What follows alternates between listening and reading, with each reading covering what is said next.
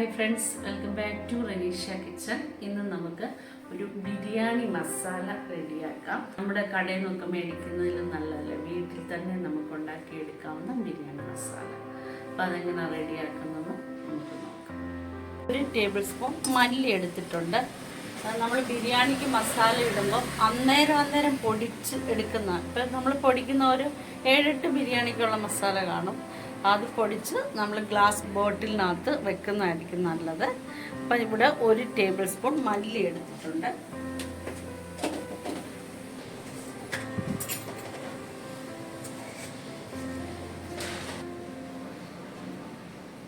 ഒരു table spoon പെരിഞ്ജീരകം,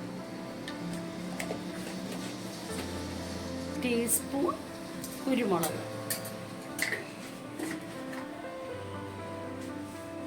ഒരു 1/4 ടീസ്പൂൺ ഏലക്ക,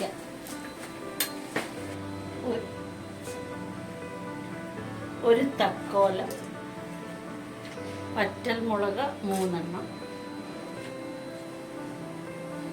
ജാതിക്ക 1 പീസ്,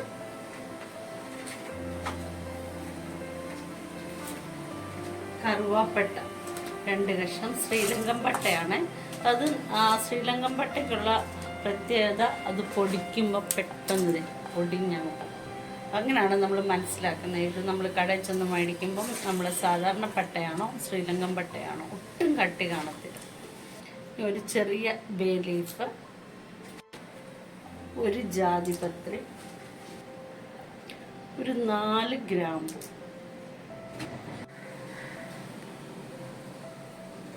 ഒരു വലിയ ഏലക്ക, അതായത് ചെറിയ ഏലക്കയെ നമ്മൾ ചേർത്ത്, വലിയ ഏലക്ക 3 എണ്ണം. ഇത് സാജീരകമാണ്. ശരിക്കും പറഞ്ഞാൽ ബിരിയാണി മസാലയ്ക്ക് ഏറ്റവും വേണ്ടത് ഈ ജീരകമാണ്. സാജീരകം എന്ന് പറഞ്ഞാൽ മതി, കടയിൽ കിട്ടും. ബിരിയാണിയുടെ നമ്മൾ ഐറ്റമൊക്കെ മേടിക്കുന്ന കടകളിൽ ഇത് ലഭ്യമാണ്. സാജീരകം 1 ടീസ്പൂൺ.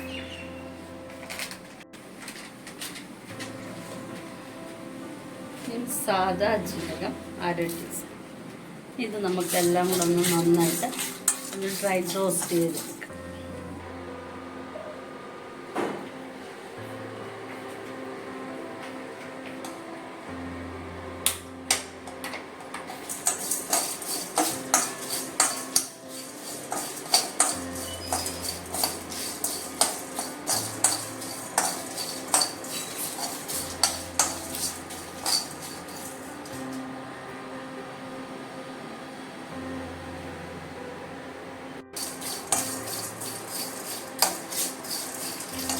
ചിലർ ഇത് വറക്കാണ്ട് പൊടിച്ചെടുക്കും കേട്ടോ.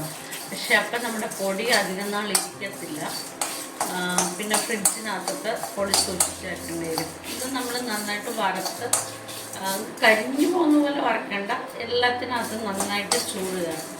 അതുപോലെ വറുത്ത് പൊടിച്ച് നല്ല ഗ്ലാസ് ബോട്ടിലിനകത്ത് ഇട്ട് വെക്കാമെങ്കിൽ നല്ല കേടുകൂടാതെ അതിൻ്റെ മണമൊന്നും നഷ്ടപ്പെട്ടു പോകാതെ ഇരിക്കും. അപ്പോൾ ഇതിൻ്റെ പരുവായി. എന്നാന്ന് ചോദിച്ചാൽ ഈ ജീരകം ഇങ്ങനെ പൊട്ടുന്ന ഒരു ശബ്ദം കേട്ടോ, അതാണ് അതിൻ്റെ പരുവം. ഇനി നമുക്ക് ഗ്യാസ് ഓഫ് ചെയ്യാം.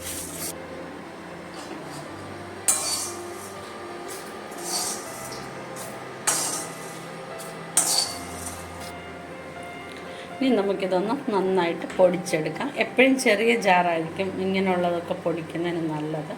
നന്നായിട്ടൊന്ന് പൊടിച്ചുകൊണ്ട് വരും. പൊടിച്ചെടുത്തിട്ടുണ്ട്. നല്ല മണമാണ് കേട്ടോ.